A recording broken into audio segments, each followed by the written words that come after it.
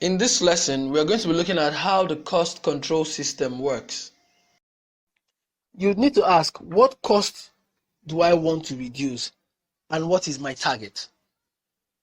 So it's not okay to just say, I want to reduce cost in this department or in this area. You need to give yourself a target. So there's a goal, there's something to work towards. Then you need to ask the question, how will this target be met? And who would be responsible for meeting the target? Who would be responsible for meeting the target? Are there things that you would need to do as a business owner to make it easier for those who would be responsible to meet the target? Or are there structures you need to put in place? Are there systems you need to put in place? You need to ask this question. Then after the set period, was the target met? If no, you need to ask the question, why? Why was the target not met? Now, after analyzing the reasons that were given, you need to come up with a better plan. Let us consider these two examples. Now, looking at cost control from a value chain perspective. Remember,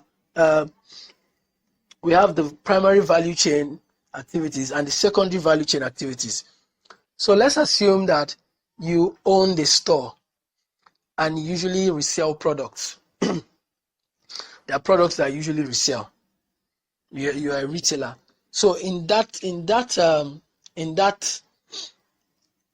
this scenario, your shop, you are a retailer, you are a reseller.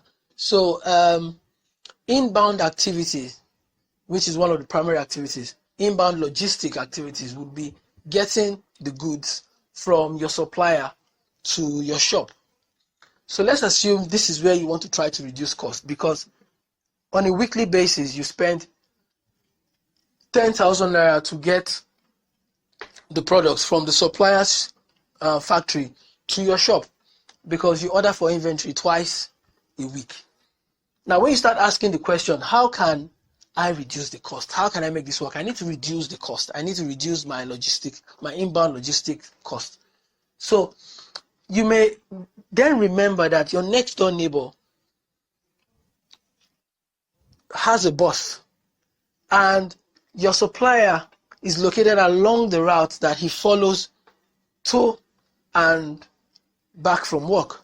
So you can decide to approach this neighbor of yours and ask if he or she will be willing to help you out whenever you have made orders to bring, to stop by and help to bring your goods. And if you have a good relationship with him or her and he or she agrees to help you do this at no cost, you have saved 10,000 naira weekly. So you just made additional 10,000 naira profit. You see how this happens? When you begin to ask yourself the question, how can I reduce the cost? You've set, you've looked at the activity that you want to reduce the cost in, and you begin to look for ways of reducing the cost. Now, you may not be lucky to have a next door neighbor that has a bus, but how about looking at your operations, the internal structure of your shop?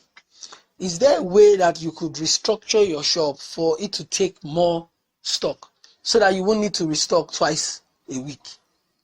If you can reduce it to once a week that you need to, buy inventory at the same cost of 5,000 naira instead of 10, you would have saved 5,000.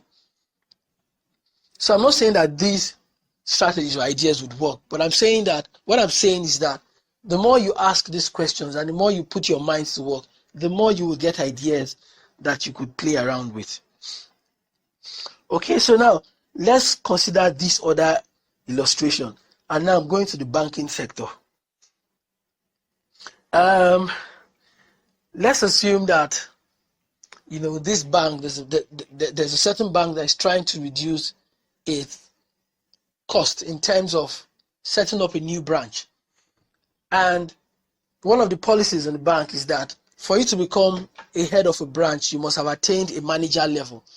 And the manager level in that branch earns 500,000 as monthly salary. So the question now comes up, why must the branch head of a branch have attained the manager level? And these were the assumptions. It must be a manager because they must have attained a certain level of experience exposure, skills, and knowledge. So the question is there no way that we can help or equip the level that is just below the manager level with all these attributes? Then people begin to brainstorm and think, okay, yeah, we can actually train them, but first of all, we need to change the structure, we need to change the policy and make it possible for people that are below the manager level to be branch heads. So it starts from the policy.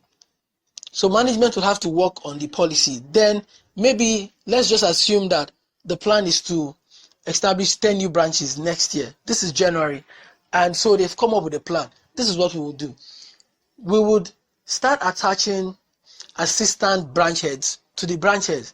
Let's assume that the branch heads usually work alone before, but now you want to apply on the job training and also do external training for these assistant managers who would now be able to manage branches, to become branch heads from next year. But to do that, you would have to incur an extra 50,000 naira on this assistant manager level, staff. Let's assume that the assistant manager level staff earn 350,000 naira monthly. So you have incurred an extra 50,000 naira on these assistant manager level staff.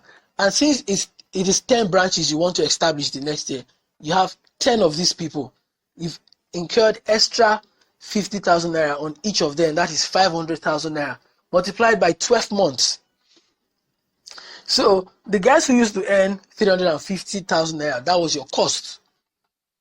The cost for you now is 400,000 naira per assistant manager for these 10 assistant managers that you want to train to become branch heads the next year.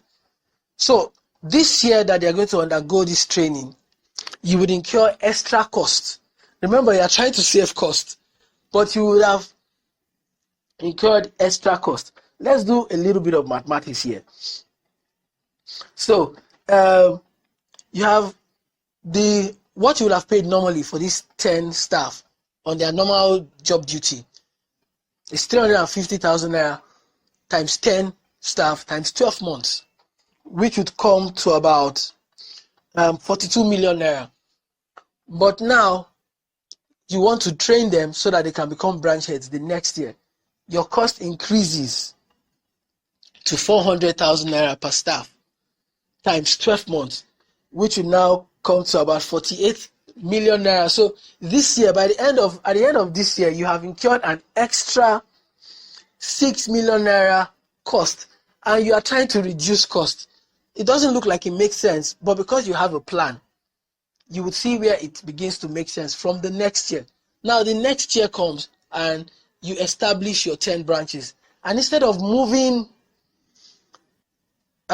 staff that are on the manager level to head those 10 branches, you take this 10 assistant manager level staff that you have trained to head those 10 branches, and their salary now goes back to 350,000 naira. So 350,000 naira times 10 people times 12 months will come back to 42 million naira. So this is where the magic happens. You know that if it were the normal structure, you would have sent 10 manager level staff to these 10 new branches, and the cost would have been 60 million. 10 times 500 times 12 would have been 60 million. But now you are paying how much? 42 million. So by the end of next year, what you would have saved would be 60 million that you would have spent minus 42 million. This brings you down to 18 million. So you've saved 18 million. 18 million naira profit.